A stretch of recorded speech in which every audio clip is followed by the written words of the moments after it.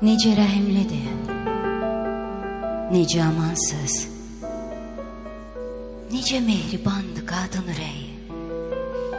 Sən onu sındırsan bil ki, ağansız, ağlayan kamandır qadın ürəyi. Güldürsən, ömürlük saadətindir. Söndürsən, yanmağı bir də çətindir.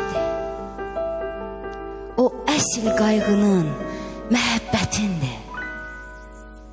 Sevgisiz zindandır qadın ürəyi. Daşı da əridər, daş da olar o. Əriyib gözlərdə yaş da olar o. Bahar da olar o, qış da olar o.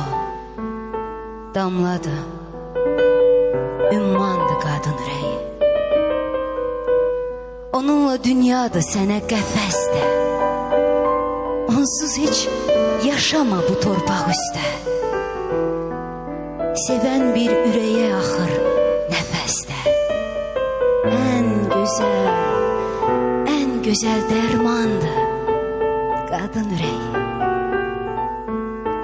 Onu alçaldan da, ucaldan da pis. Dərd verib, vədəsiz qocaldan da biz. Qədrini biləndə bu cahanda biz. Həmişə cavandı qadın ürəyi.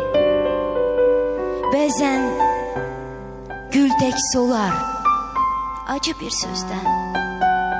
Ağlayar xəlvəti, gülsə də üzdən. Bəzən uşaq kimi bir ürəksizdən məhəbbət umandı qadın ürəyi. Bir namərd əlindən zəhər içəndə keçirər ömrünü o yas içində. Bəzən ən qiymətli libas içində.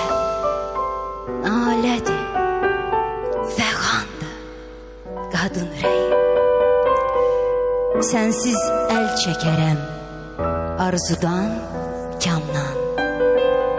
Nə çıxar sevgisiz, sənsiz ilhamdan. İncitsən dözərəm, Tofiq bayramdan incimən. Amandır qadın